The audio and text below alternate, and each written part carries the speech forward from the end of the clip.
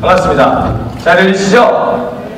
예, 우리 옆 사람들과 좀 인사 나누도록 하겠습니다. 반갑습니다. 예, 지난주에도 강조했지만 반가운 표정을 지으시면서 하셔야 돼요. 다시 한번 반갑습니다. 네, 여러분 한 주 동안 잘 지내셨죠? 잘 지내셨죠? 이쪽 분은 잘 지내셨죠? 대답이 없는 걸로 봐서 잘 지내신 것 같습니다. 이제 신학기가 뭐 이제 거의 한 달 다 돼가죠. 한 3주 정도 됐나요? 좀 적응들을 잘 하고 계신지 모르겠습니다. 저도 이렇게 여러분들하고 한 3개월 정도 같이 보내면서 제가 좀 작은 변화가 한 가지 생겼어요. 뭐냐면 평소에는 잘 관심 있게 안 보던 중고등학생들을 되게 유심히 보는 습관이 생겼습니다.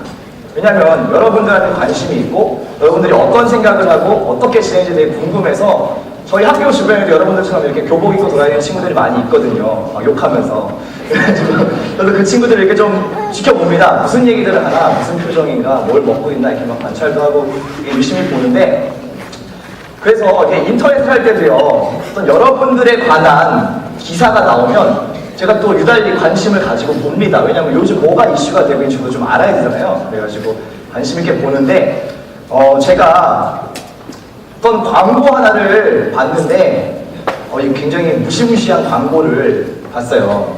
어떤 광고냐면은 학원 광고인데요. 예. 학원 광고. 네. 안 넘어가네요. 좀 넘겨주시겠어요? 네. 하나 더 넘겨주시고. 하나 더 넘겨주십시오. 네. 혹시 보셨어요? 모 학원 광고예요. 스터디라는 학원의 광고인데, 이 광고가 되게 이렇게 겉으로 보면은 굉장히 활기차 보이죠. 막 이렇게 웃고 있고 친구랑 같이 분위기 좋다. 근데 이게 왜 이슈가 되는지 제가 보니까 사실 이 화기애애한 사진 옆에 써있는 이 글귀가 굉장히 섬뜩해요. 이 글귀가 한번 제가 읽어드릴게요. 네, 한번 눌러주시겠어요? 네, 제가 읽어드리겠습니다. 가증스러운 목소리로 읽어드릴게요. 새 학기가 시작되었으니 넌 무정이라는 그럴듯한 명분으로 친구들과 어울리는 시간이 많아질 거야. 그럴 때마다 네가 계획한 공부는 하루하루 뒤로 밀리겠지. 근데 어쩌지? 수능 날짜는 뒤로 밀리지 않아. 벌써부터 흔들리지 마. 친구는 너의 공부를 대신해 주지 않아. 무섭죠? 저는 이 광고를 보고서 되게 섬뜩했어요. 어떻게 이런 걸 학원 광고로 만들 수가 있나. 여러분 이거 공감되세요? 어떻게 얼마나 동의하세요? 이 얘기에 좀 정말 그래 이렇게 막 아멘 막 그렇게 됩니까? 저는 이거 보고서 굉장히 좀 겁이 났어요. 아무리 돈을 벌기 위한 광고라지만 우리 어른들이 여러분들한테 너무 가혹한 걸 가르친다는 생각이 들어가지고 좀 마음이 안 좋더라고요. 그래도 이거는 광고니까 좀 그나마 그러려니 했는데 저는 진짜 무시무시한 거를 하나 봤단 말이죠. 네, 뭘 봤냐면 하나 넘겨주시겠어요? 오늘 잘 아시는 기사일 것 같습니다. 여러분 이번 주 내내 들으셨을지도 모르겠는 기사인데 한 친구가 우리 저 집안에 사는 친구인데 여러분들과 같은 학생이에요. 16살 학생인데 학교폭력과 빵셔틀과 여러가지 괴롭힘 때문에 생명을 끊어버린 친구가 있습니다. 이번 주 월요일에 있었던 이야기죠. 이 친구가 정말 견디다 못해서 투신 자살을 했습니다. 하나만 더 넘겨주시고. 월요일 오후 7시 40분에 유서 한 장을 쓰고 이 친구가 마지막으로 자기가 직접 생명을 끊었습니다. 너무 힘들어서 이제 정말 그만하고 싶다. 유서를 쓰고 자기 생명을 끊었는데 그 유서의 전문이 있어서 제가 다른 아니고 조금만 읽어드릴게요. 엄마, 오늘 못 들어가서 미안해. 아빠한테도 누나한테도 미안해. 가족들이 이 종이를 볼 때쯤이면 내가 죽고 나서일 거야. 미안하다고 직접 말로 전해주지 못해 너무 미안해. 아마 내가 죽으면 가족들이 제일 힘들어하겠지. 엄마, 아빠, 누나, 내가 이렇게 못나서 미안해. 얘기가 쭉 있고요. 마지막으로 가족에게 집에서 말고 옥상에서 불편하게 이렇게 적으면서 눈물이 고여. 하지만 사랑해. 나 목말라. 마지막까지 투정 부려 미안한데 물 좀 줘. 이렇게 적고 이 친구가 자기 몸을 스스로 던져서 생명을 끊었습니다. 광고가 아니에요. 만들어낸 일이 아니라 이번 주에 실제로 일어났던 일이었습니다. 그럼 어떻게 생각하십니까? 여러분과 같은 또래의 친구가 정말 자기 자신을 받아주지 않고 어디 말할 데가 없고 정말 참다 어찌할 수가 없어서 스스로 생명을 끊은 일. 그리고 작년에만도 벌써 15명이라는 친구가 이렇게 스스로 생명을 끊었다는 거 여러분 알고 계십니까? 여러분 참 안타깝지만 우리가 살고 있는 이 세상이 지금 이 시대가 이만큼 정말 사랑하고 사랑받고 하는 모습들이 너무 없는 시대라는 현실이에요. 이건 사실 안타깝지만 현실이 그렇습니다. 여러분도 공감하실 거예요. 여러분들이 학교에 가면 이렇게 성적으로 줄 세우고 정말 내 마음 하나 잘 터놓을 수 없는 그런 상황 가운데 여러분 살고 있잖아요. 실제로. 그런 것들 생각할 때 참 가슴이 아프고 또 여러분들을 이렇게 볼 때 참 어른으로서 또 우리가 참 너무나 미안하다는 생각도 많이 들더군요. 분위기가 너무 침울해요. 침울해서 분위기 좀 바꿔보도록 하겠습니다. 전래동화 한 편을 좀 들려드리려고 그래요. 여러분 잘 아세요? 은혜 갚은 까치? 아시죠? 이 이야기의 뭐 대략을 제가 짧게 설명해 드리겠습니다. 좀 잘 넘겨주세요. 타이밍 맞춰서. 옛날 옛적에, 이렇게 시작해야 되죠? 옛날 옛적에 한 선비가 과거 시험을 보러 한양으로 올라가고 있었습니다. 한양은 이제 지금의 서울이죠. 옛날 수도. 올라가고 있는데 어디서 막 새 소리가 막 나는 거예요. 까 소리가 나는데 쳐다봤더니 구렁이가 이 까치의 새끼들을 막 잡아먹으려고 하는 그 직전. 그래가지고 이걸 딱 봤어요. 오! 그러고서 봤는데 우리 전래동화의 특징은 뭐예요? 되게 개연성이 없죠. 황당하죠. 하나 넘겨주세요. 갑자기 선비가 활을 꺼냈어요. 어디서 꺼냈는지 모르겠는데 갑자기 활을 꺼내가지고 구렁이를 쏩니다. 잘 맞춰가지고 구렁이를 한 방에 보내버렸어요. 그리고 이제 까치가 막 고맙다고 옆에서 이렇게 막 퍼덕퍼덕 거리고 있는데 계속 가던 길을 활을 메고 있었군요. 원래 계속 가던 길을 가고 있는데 이제 날이 어두워져서 묵어야 될 곳을 찾는 중인데 어디선가 불빛이 보이는 겁니다. 불빛을 따라 갔습니다. 가서 이제 톡톡 두들기고 저는 지나가는 과객이오만 오늘 하루 묵을 때요. 연기 오늘 하루 묵을 수 있겠습니까? 어떤 이제 여인이 나와가지고 그러면 방을 빌려드리겠다. 이쪽으로 오십시오. 그럼 이제 방을 빌려주는데 여인의 표정이 조금 어두워요. 왠지 모르게 슬픈 표정을 하고 있어요. 그래서 이제 방에 갔습니다. 또 많은 길을 걸어왔기 때문에 좀 이제 몸도 피곤하고 빨리 여장을 풀고 잠을 청해야지 하고 이제 잠을 자는데 갑자기 자다가 막 몸이 너무 이렇게 막 쪼여오는 거예요. 오늘 너무 많이 걸어서 피곤한가? 그러고서 눈을 딱 떴더니 웬 구렁이 한 마리가 저기를 칭칭 감고 있는 거죠. 이 구렁이가 누군지 아시죠? 예, 아까 그 맞이했던 그 여자입니다. 이제 사연을 들어본 즉슨 아까 낮에 죽인 그 구렁이가 이 여자 구렁이의 남편이에요. 조금만 더 있으면 용이 될 수 있었는데 이 선비가 죽여버렸어요. 그래가지고 이 막 복수심에 불타가지고 이 선비를 죽이려고 여자인 척하고 이렇게 집으로 끌어들여가지고 잡아먹으려고 굉장히 이제 위기의 상황이 왔습니다. 선비가 너무 당황해가지고 막 빌기 시작합니다.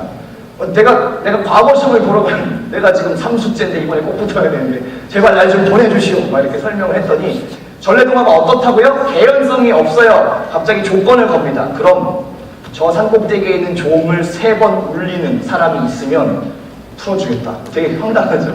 갑자기 조건을 겁니다.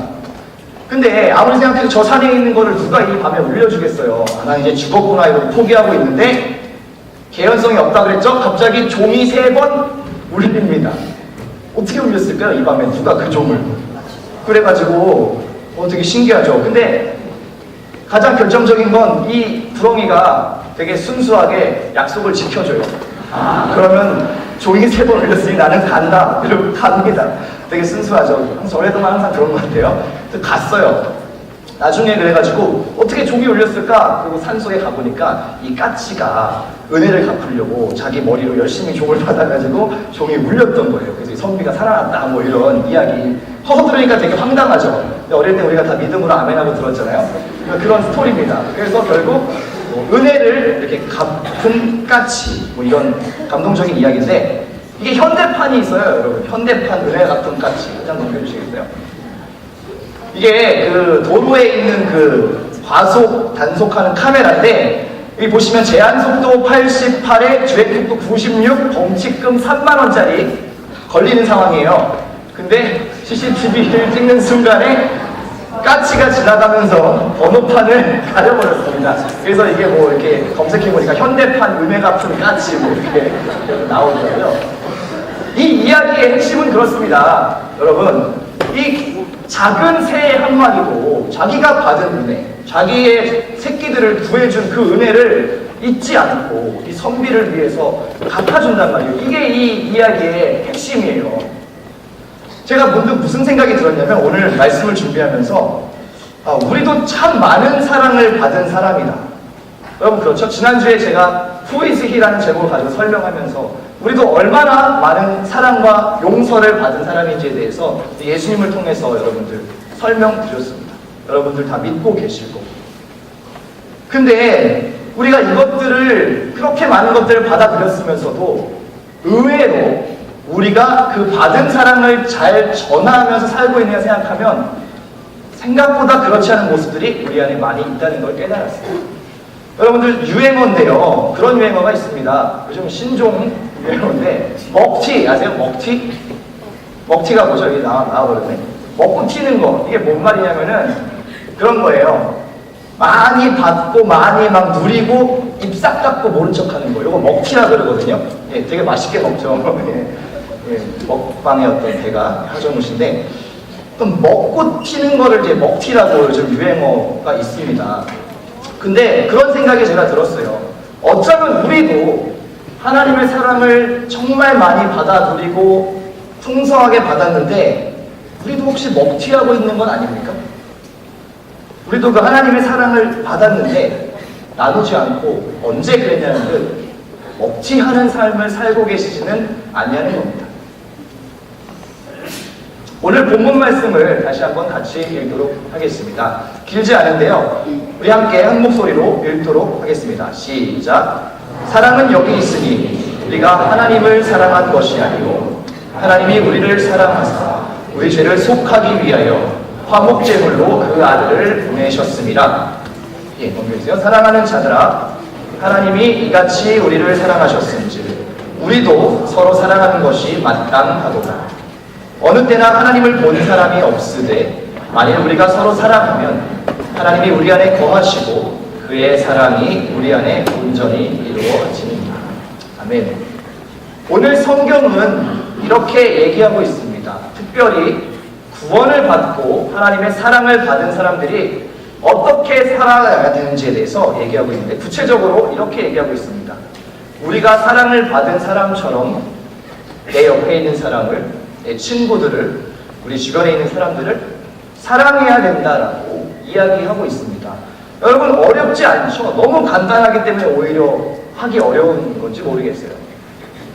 받은 만큼 사랑해라. 용서받은 만큼 용서해줘라. 이게 하나님께서 지금 우리에게 부탁하시고 앞으로 너희가 이렇게 살아야 된다라고 말씀하시는 것입니다. 아프리카에 코사족이라는 족속이 있습니다. 원주민 족속인데요. 한 인류학자가 이 원주민의 어떤 생활 습성을 분석하려고 직접 이 마을에 들어가서 한 가지 재미난 실험을 했다고 합니다. 어떤 실험이냐면, 이 아이들을 다 모았어요. 원주민 아이들을 모아놓고 저쪽에 있는 나무 밑에 아이들이 좋아할 만한 사탕과 초콜릿, 과자들을 잔뜩 갖다 놨습니다. 그리고 아이들한테 이렇게 설명을 해줬어요. 준비 땅 했을 때 가장 먼저 뛰어서 도착한 사람이 저거를 다 가져도 좋다. 이렇게 얘기를 했습니다. 그리고 하나, 둘, 셋 하고 동시에 신호를 땅 줬는데 어떻게 아이들이 뛰어갔는지 아세요? 다 같이 손을 잡고요. 같이 뛰어갔대요. 같이 뛰어가서 같이 도착해서 그 사탕과 초콜릿과 과자를 둘러앉아서 다 같이 나눠 먹었다고 합니다. 여러분, 저는 이 사진을 보면서요, 우리가 좀 이런 모습이 필요한데라는 생각이 들었습니다. 우리 안에, 우리가 속해 있는 가정, 우리가 속해 있는 학교, 여러분들이 이렇게 함께 모여 예배드리는 우리 교회 공동체에 이러한 모습, 우분투라고 하거든요. 이게 무슨 말이냐면은, 한번 불러주세요. 아프리카 이 코사족의 말로 함께, 서로, 우리, 이런 뜻을 가지고 있는 단어라고 합니다. 저는 우리가 이런 마음을 좀 배워서 우리가 함께 좀 사랑하고 서로 용서하고 그런 공동체를 만들어가야 되지 않는가 하는 생각이 제 안에 많이 들었습니다. 한 장만 넘겨주시고 이 성경 말씀을 한 번만 더 읽어보도록 하겠습니다. 요한일서 4장 20절에서 21절 말씀입니다. 시작. 누구든지 하나님을 사랑하노라 하고 그 형제를 미워하면 이는 거짓말하는 자니 보는 바 그 형제를 사랑하지 아니하는 자는 보지 못하는 바 하나님을 사랑할 수 없느니라. 우리가 이 계명을 주께 받았나니 하나님을 사랑하는 자는 또한 그 형제를 사랑할지니라. 아멘. 이것이 오늘 우리가 사랑받고 구원받고 용서받은 사람으로 어떻게 살아가야 되는지에 대한 마지막 정체성입니다. 첫 번째 주에는 Who am I라는 것을 가지고 내가 누구인가, 하나님의 무한한 사랑을 받는 존재라는 것을 알았고, 지난주에는 Who is He, 예수님이 어떤 분인지에 대해서 우리가 함께 들었습니다. 그리고 그 사랑과 구원과 그 감격을 받은 우리가 이제 어떻게 살아야 되는지에 대한 마지막 정체성은 바로 이것입니다. 사랑받은 만큼 사랑하는 사람으로 살아라. 이것이 예수님께서 우리에게 부탁하신 마지막 명령입니다. 우리 교회 공동체를 생각해 봅시다. 여러분, 우리가 함께 이렇게 예배를 드리고 또 셀 모임도 끝나면 할 거고요. 그리고 또 여러 가지 예배팀이라든지 CCTV팀이라든지 여러 가지 또 팀들이 있어서 우리가 함께 이렇게 모임들을 하잖아요. 여러분, 그 모임 안에서 정말 이렇게 많이 알고 서로 사랑하고 이렇게 잘 지내고 계십니까? 저는 좀 궁금해서 묻고 싶습니다. 여러분들 옆에 앉은 친구의 이름은 아세요? 아세요? 한번 보세요. 옆에 누가 앉아있나 보시고. 이름은 아세요? 이름은 이제 아실 것 같아요. 그럼 혹시 이 친구가 어느 학교에 다니고 있는지, 이 친구가 요새 고민은 뭔지, 혹시 무슨 슬픈 일이 있는 건 아닌지, 지난주에 안 나온 내 친구가 왜 안 나왔는지, 혹시 이런 것들 관심 가지세요? 저는 여러분들이 좀 그런 것들을 더 민감하게 생각하셨으면 좋겠습니다. 우리가 굉장히 사람이 많잖아요. 사실은 조용히 왔다가 조용히 가도 별로 눈에 띄지 않는 구조예요. 사람이 너무 많으니까. 그 나나 안 나와도 크게 신경 쓰지 않지 않을까? 뭐 이런 생각을 할 수도 있고. 근데 여러분, 오늘 하나님의 말씀처럼 우리가 좀 서로를 향한 사랑과 관심을 가지고 이렇게 하나되는 모습들이 좀 우리 안에 있었으면 좋겠습니다. 특별히 형제를 사랑하라고 오늘 분명하게 얘기하고 있잖아요. 어떻게까지 얘기하시냐면 하나님을 사랑한다고 막 얘기해요. 예를 들어서 여러분들 와갖고 찬양도 열심히 하고 막 기도도 하고 주님 막 은혜를 받아요. 근데 정작 내 옆에 있는 친구, 우리 집에 있는 형제, 부모님, 학교에 있는 내 친구들 사랑하지 못하면 성경에서 오늘 어디까지 얘기하냐면 거짓말쟁이라고 얘기한다니까요. 예배를 잘 드려도 아무리 하나님을 사랑한다고 얘기해도 내가 그렇게 살지 않으면 그게 위선이다라고 오늘 하나님 얘기하고 계십니다. 여러분께 도전하고 싶습니다. 여러분의 옆에 있는 친구들, 또 우리 가정의 부모님, 형제들, 또 내가 매일 가는 그 학교에서 만나는 친구들, 그 내 주변에 있는 모든 사람들에게 우리가 받은 사랑만큼 우리가 좀 전하면서 살 수 있으면 좋겠습니다. 그리고 용서받았다면 여러분 기꺼이 용서해 줄 수 있는 삶을 사셨으면 좋겠습니다. 앞서 말씀드린 것처럼 그 16살 친구가 왜 자기 목숨을 스스로 끊어야 했을까요? 누구 한 사람 이 친구의 이야기에 귀 기울여주고 도움을 주는 손길이 있었다면 그렇게 극단적인 선택을 했을까요? 여러분, 정말 사랑이 부족한 시대입니다. 그래서 더더욱 여러분들이 중요합니다. 여러분들이 선 곳에서 그 사랑을 전해줘야 하기 때문에 그렇습니다. 여러분들이 선 곳에서 그리스도인답게 이 사랑을 전할 때 우리가 듣고 보게 되는 이 가슴 아픈 일들이 점점 줄어들 수 있을 것입니다. 그리고 바라는 것은 우리가 함께 예배드리는 이곳 공동체에서도 그러한 일들이 있었으면 좋겠습니다. 서로의 아픔을 품어주고 서로의 이야기를 들어주고 함께 기도해주는 그런 사랑의 공동체. 저는 그것을 꿈꿉니다. 그리고 여러분도 함께 꿈꾸셨으면 좋겠습니다. 2014년 한 해를 살아가면서 더욱더 우리가 하나 되고 서로의 삶을 위하여서 우리의 마음을 나눌 수 있는 공동체가 되었으면 좋겠습니다. 우리 시간 좀 눈을 감고 좀 함께 기도했으면 좋겠습니다. 하나님, 특별히 내가 용서하지 못하거나 나의 사랑이 필요하고 관심이 필요했었는데 내가 손 내밀지 못하고 관심 갖지 못한 친구가 있지는 않습니다. 우리 한번 잘 마음에 생각해 봅시다. 학교에서 이런 친구가 있었는데 알면서도 내가 손 내밀지 못했던 것, 혹은 교회에서 힘들어하고 어려워하고 마음 아파하는 그 모습이 보였지만 내가 관심 갖지 못하고 그냥 그렇게 두었던 친구들이 있지는 않습니다. 우리 시간 좀 함께 기도했으면 좋겠습니다. 하나님, 정말 나의 마음을 내 주변에 있는 모든 사람들을 향해서 이제 받기만 하는 사람이 아니라 나눠줄 수 있는 사람이 되게 하여 주시옵소서. 용서받은 사람으로 그치는 것이 아니라 또한 용서하고 끌어안아줄 수 있는 사람이 될 수 있게 해주십시오.